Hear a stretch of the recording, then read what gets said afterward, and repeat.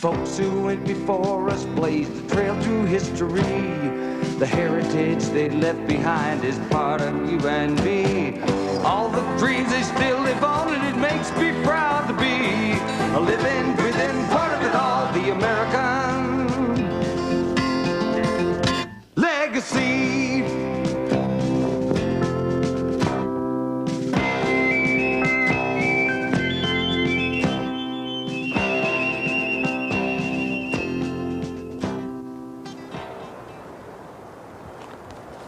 How do you begin to describe a desert-like region? I'm not sure. I suppose I could start by saying that here in Death Valley, California, you'd have to get used to seeing endless sand and rock, broken only by low-lying creosote or mesquite bushes. Everywhere around you there are mountains, always mountains in the distance, rising up from the low desert basins that make up this area. Here at this point in the valley, you can actually stand some 282 feet below sea level. Here also you can experience extremely hot temperatures, well over 100 degrees Fahrenheit in the summertime. The record going on up to a sizzling 134 degrees, recorded way back in 1913. But low elevations and hot temperatures don't always describe a desert region. What's missing here in southeastern California is moisture. It simply doesn't rain much here in Death Valley or in the Mojave Desert south of here. Less than 3 to 4 inches during the entire year, and in some parts, not even a half an inch.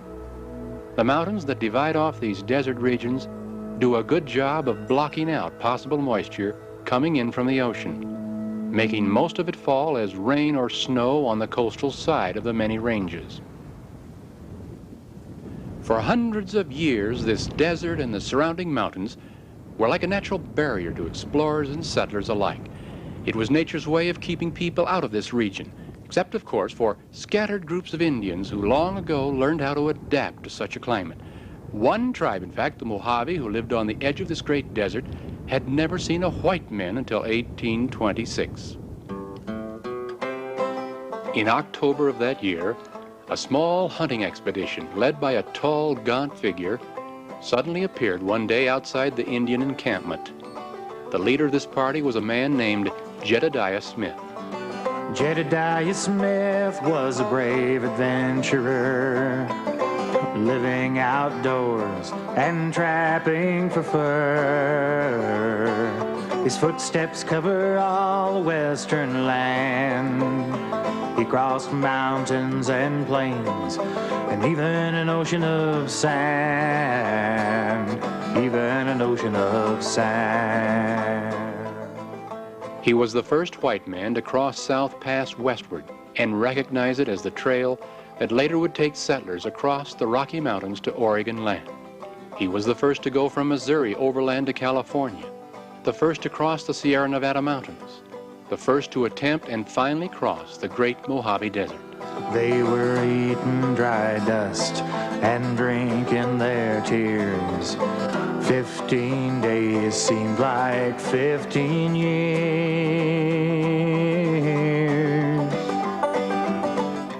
Finally, on November 26th, having been without food and water for several days, the men staggered up and over the San Bernardino Mountains and into the broad green valley below. The Mojave Desert had finally been crossed.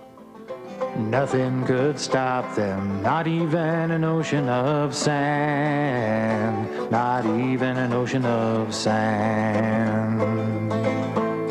Today that crossing is done in only a few hours' time, driving in air-conditioned cars on smooth superhighways. And if you can't find water on the desert, then you bring it to the desert. What a difference water can make. Nowhere is there a better example of this than here in the southernmost part of California. 1 mile from where I'm standing is the international border between the United States and Mexico.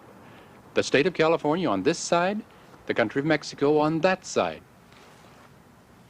Running for some 80 miles inside the California border is an engineering marvel. It's called the All-American Canal. It was built to bring water from the Colorado River some 80 miles away to a farming valley here in southeastern California. In the early 1900s, before the canal was built, the valley looked like this, a barren, empty, desert wasteland. With water, it began to bloom into a farmer's paradise. Its name, Imperial Valley. At first sighting, it's rather hard to believe that these thousands of acres of farmland depend entirely upon water brought to this valley by the All-American Canal. It also takes some time for those of us who don't live here to understand that every home, every business, every school, playground, and park wouldn't be here if it were not for that canal and its daily supply of water from this, the Colorado River. This great waterway, now backed up with giant hydroelectric dams, has long been the only major source of river water available to much of the southwest part of our country. Towns, cities, even entire states have depended heavily upon the river, not only for drinking water, but for irrigation water as well. No wonder states like Colorado, Utah, Nevada, Arizona, and California all fight for their water rights to the Colorado River. Here in Imperial Valley, such water rights were secured long ago. Today, the irrigation system keeps some 700 farmers busy bringing water to row upon row of valley crops. Even young people get to help out. For Richard Sanchez, though, it's a chore he doesn't mind.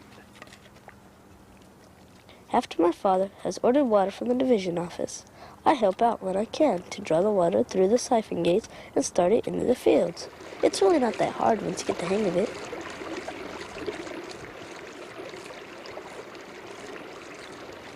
John, to let water into this ditch, I have to pry this gate open. Once I open it up, then you put the gate pin in. Okay.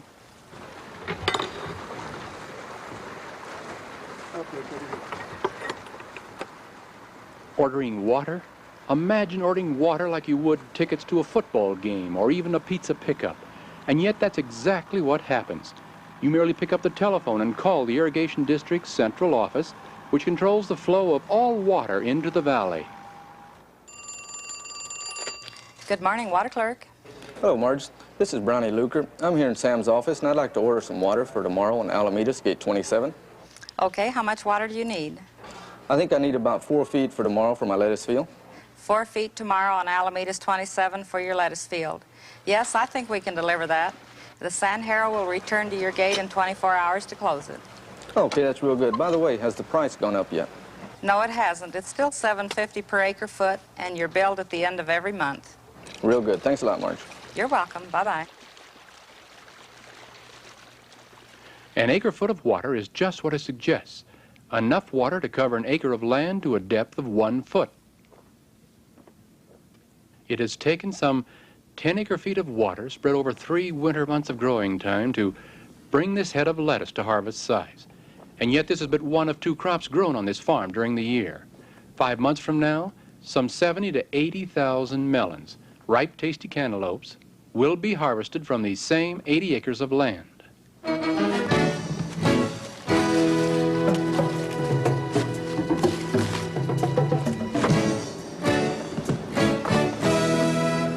Adequate water, specially treated soil, and a 12-month growing season here in the desert. No wonder Imperial Valley has become one of the most productive agricultural areas in our country.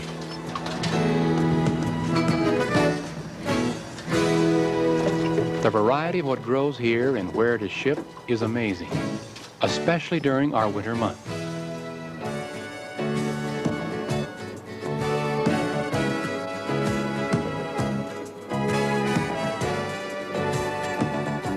Much of what is produced here in the Imperial Valley stays right here in California to help feed the population living in and around this 3rd largest city in our country, a metropolis of over 3 million people.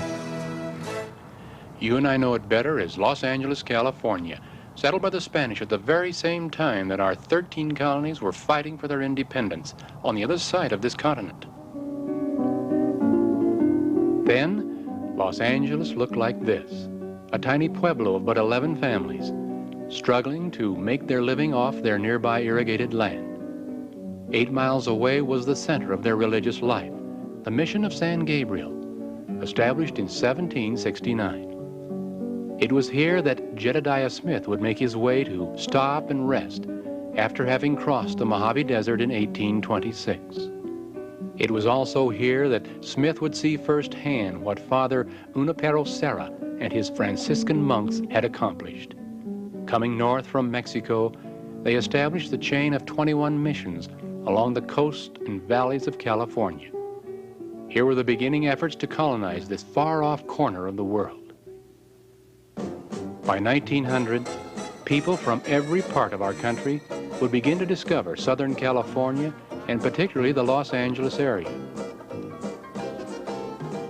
The reasons? Good agricultural land, a new railroad, the discovery of oil, and the building of a seaport.